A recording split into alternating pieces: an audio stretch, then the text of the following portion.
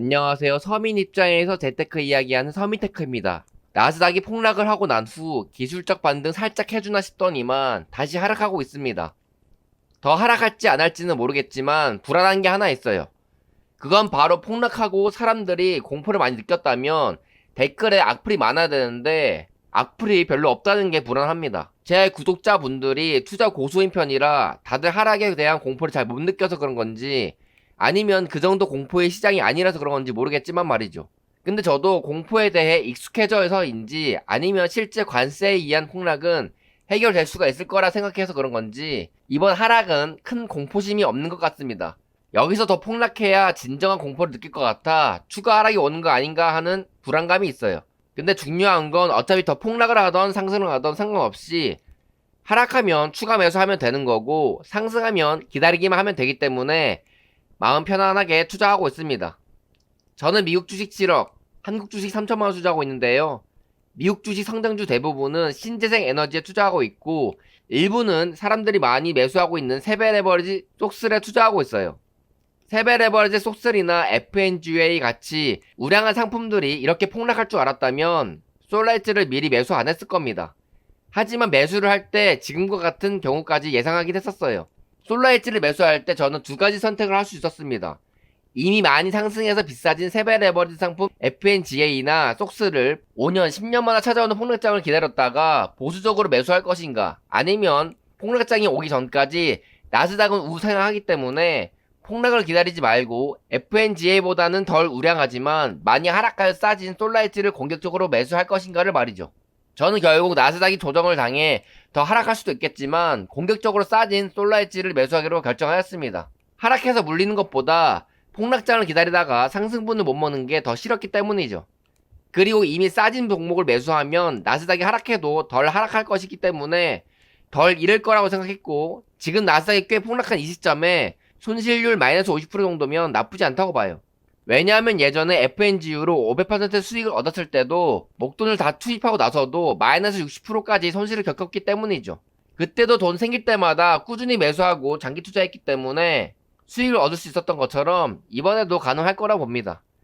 상장 이후 돈 못 벌어본 잡주가 아닌 이상 우량한 종목에 싸게 매수를 해놓고 장기 투자를 한다면 돈을 벌 수밖에 없다는 걸 경험적으로 잘 알고 있기 때문이죠. 솔라 엣지보다 우량한 세배 레버리지 속슬도 마찬가지입니다. 오히려 속슬은 더 우량하고 수량도 얼마 없기 때문에 더 하락한다면 추가 매수해서 평단을 효율적으로 낮출 수가 있기에 하락에 대한 공포가 덜한 것 같습니다. 주식 투자 어려운 거 없어요. 그저 많이 하락할 때 매수하고 상승할 때 매도하면 되는 것이죠. 속슬 차트를 보면 지금 역사적으로 봤을 때 매우 싼 가격이라는 걸 알 수가 있습니다. 지나고 보면 빨간색으로 동그라미 친 구간에 매수했어야 하는데 라고 사람들은 후회를 하지만 막상 저때가 오면 매수하기 어렵습니다. 왜냐하면 저 당시에도 악재나 악재가 많기 때문에 주가가 폭락한 것이기 때문이죠. 악재가 다 해소되면 매수할 거라고요? 그럼 그때는 이미 주가가 많이 상승해서 비싸진 상태일 거고 그럼 지금이라도 매수할까요? 라는 말이 나올 것입니다. 지금이라도 매수할까요? 라는 말 하는 것 자체가 저는 하락의 공포를 이겨내지 못하고 매수를 못하는 사람입니다. 라는 걸 증명하는 것입니다. 그런 사람은 그때라도 매수한다 하더라도 어차피 조금만 하락하면 견디지 못할 것이기 때문에 주식으로 돈 벌 확률은 적을 수밖에 없죠. 어차피 매수하자마자 바로 상승하기는 어렵습니다. 언제 사던 계좌 수익률이 마이너스가 되는 건 투자 시장에서는 당연한 거고 하락의 고통을 느낄 수밖에 없다는 거죠. 그리고 그 고통을 이겨낸 자만이 돈을 버는 거지 꽁으로 돈 버는 건 없습니다. 매수하자마자 상승한다고 좋은 것도 아니에요. 수량을 모을 시간을 안 주기 때문이죠. 제가 투자하고 있는 종목 중에서 수량이 많은 종목은 하락이 길었기 때문에 수량을 모을 수 있었던 것이지 바로 상승했다면 수량을 못 모았을 겁니다. 그러니 지금 당장 계좌 수익률이 마이너스가 된 것에 대해 너무 의미부여할 필요 없습니다. 그보다 내 평균 단가가 역사적으로 싼 구간에 놓여 있고 만족할 만한 수량을 모았는지가 중요한 거죠. 어차피 우량한 종목은 시간이 지나면 수익을 줄 수밖에 없기 때문에 수량을 많이 모아놔야 크게 먹을 수가 있습니다. 그래서 저는 속스 6달러, 솔라이트 10달러가 되면 추가 매수하려고 기다리고 있는데 쉽게 여기까지 잘 안 떨어지네요. 이렇게 하락하면 매수해야지 라고 생각을 하면 하락장에 큰 공포 없이 잘 버틸 수가 있습니다. 이번에 태양광 패널에 대해 트럼프가 최대 3,521% 관세를 부과했는데 미국에 공장이 있는 태양광 솔라 엣지가 수혜를 받을 수 있을지 모르겠네요. 물론 솔라엣지는 패널 회사가 아니라 인버터 회사이기 때문에 별 상관이 없을 수도 있어요.